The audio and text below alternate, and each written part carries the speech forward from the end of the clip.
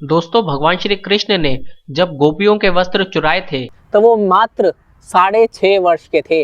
गोपियों ने देखा कि एक 6 दिन का जब ये बालक था तब इसने पूतना वध कर दिया था। इतनी बड़ी राक्षसी पूतना वध, उसका दुग्ध पान करा और उसका संहार हो गया, वो मुक्त हो गई।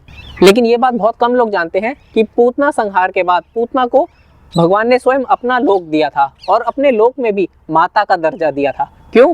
क्योंकि उन्होंने उसका दुग्ध पान किया था। अब बात आती है कि भाई उन्होंने बचपन में ही कई सारे बड़े बड़े राक्षसों का संहार किया, जो कि किसी देवता के बस की बात भी नहीं थी। तो ऐसे में एक छोटा सा बालक इतने बड़े बड़े राक्षसों का संहार कर रहा है, ये कैसे संभव है? तो सभी गोपियों ने कहा कि हे श्री कृष्ण, हम जान गई हैं कि आप भगवान श्री नारायण हैं। हमने आपके चरणों में शंख, चक्र, पद्म और गदा देखी है, उसका चिन्ह देखा है, हमें पता है। और साथ ही साथ आपकी छाती में भी श्रीवत्स जी का निशान है। हमें अच्छी तरह से पता है कि आप नारायण हैं, इस बात से आप नहीं नकार सकते। इसीलिए हम आपको अपने पति के रूप में देखना चाहती हैं। उन्होंने माँ कात्यायनी की पूजा अर्चना सही विधिवत तरीके से शुरू कर दी। हर रोज सूर्योदय से पूर्व यमुना घाट पर सभी गोपियां जाकर के माँ कात्यायनी की पूजा करती थी। अब ऐसे में एक दिन श्री नारायण हमारे कृष्ण छोटे से लल्ला आ गए और उन्होंने उनके वस्त्र चुरा लिए। वस्त्र चुराने के बाद में जब गोपियों को एहसास हुआ कि उनके वस्त्र यहाँ नहीं है, तो एकदम से बोला कि हमारे वस्त्र कहाँ हैं? तो कदम के पेड़ पर ऊंची डाल पर बैठे हुए श्री कृष्ण ने कहा, हाँ भाई इधर देख लो, ये रे सबके वस्त्र। तो गोपियों ने कहा, भाई हमारे वस्त्र में वापस दो। तो श्री कृष्ण ने कहा कि तुम्हारे वस्त्र में दे देता हूँ, आ जाओ बाहर। उन्होंने कहा, हम कैसे आ जाए, हम निर्वस्त्र हैं। कहते तभी तो वस्त्र की जरूरत है, भाई निर्वस्त्र कोई वस्त्र की जरूरत होती है तो आ जाओ बाहर। उन्होंने कहा, प्रभु हम कैसे आए? कहते जब मुझे प्रभु भी कहते हो, जब मुझे नारायण भी कहते हो, तो नारायण से क्या छुपाए? तो कहते हैं कि पहले आप यहाँ नहीं थे, अब यहाँ आप आ गए। तो भगवान कहते हैं, अच्छा पहले मैं यहाँ नहीं था, अब मैं यहाँ आ गया हूँ। अगर मैं भगवान हूँ तो मैं कहाँ नहीं हूँ? जिस जल में, यमुना के जल में आप स्नान कर रही हो, मैं तो वहां पर भी हूँ। अब गोपियां फिर चुप। उन्होंने कहा, लेकिन हमें लाज आ रही है, हमने वस्त्र नहीं पहने।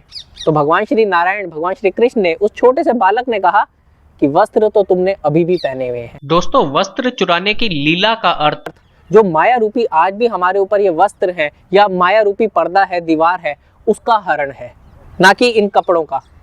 तो भगवान जी ने कहा कि वस्त्र तो तुमने अभी भी पहने हुए हैं, अब परमात्मा के आगे मैं तो तुम्हें उन वस्त्रों के भी अतिरिक्त जीवात्मा को देख सकता हूँ। ये जो शरीर रूपी वस्त्र पहने हुए हैं, इसके भी अंदर एक और जीवात्मा है, मैं तो सीधे उन्हें देख रहा हूँ।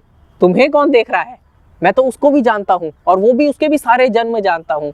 और रही बात लाज आने की, तो यमुना जी में निर्वस्त्र होकर प्रवेश करना क्या यमुना जी और साक्षात वरुण देव का अपमान नहीं है? तो सारी गोपियां हैरान, उन्हें समझ में ही नहीं आ रहा। अब जब भगवान जी की ऐसी लीलाएं देखी तो वो आई और उन्होंने वस्त्र लिए अपने, भगवान ने भी उनको वस्त्र दिए। जब वस्त्र पहने उन्होंने, तो श्री कृष्ण द्वारा, क्योंकि उन वस्त्रों को छुआ गया था, तो वो वस्त्र जब गोपियों ने वापिस से धारण करे, तो उन वस्त्रों के ऊपर ये जो वस्त्र पहने गए हैं, अब गोपियों ने वस्त्रों के ऊपर, एक वस्त्र तो हमारा शरीर हो गया, दूसरे वो वस्त्र जो श्री कृष्ण जी ने जिन्हें हाथ लगा लिया है, वो वस्त्र हमारे इन वस्त्रों पर जब पहने गए उन जीवात्माओं पर, तो वो गोपियां ब्रज की विभूतियां बन गई। और इसीलिए भगवान ये श्री कृष्ण की ये लीला सबसे अद्भुत है। कहा जाता है इसलिए कि श्री रामचरितमानस का, यानी कि राम जी के चरित्र का अनुसरण करो और श्री कृष्ण जी की लीलाओं को पावन बुद्धि से समझो, क्योंकि उसके मायने कहीं गहरे हैं, वो इतनी आसानी से समझ आ ही नहीं सकते।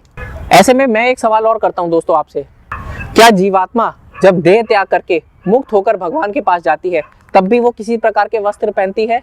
ये सवाल जितना सुनने में आसान लग रहा है, उसे समझना उतना ही कठिन है। हमें इस पर जरूर आपकी प्रतिक्रिया चाहिए होगी, लेकिन जरा ठहर कर और सोच कर इसका जवाब लिखिएगा।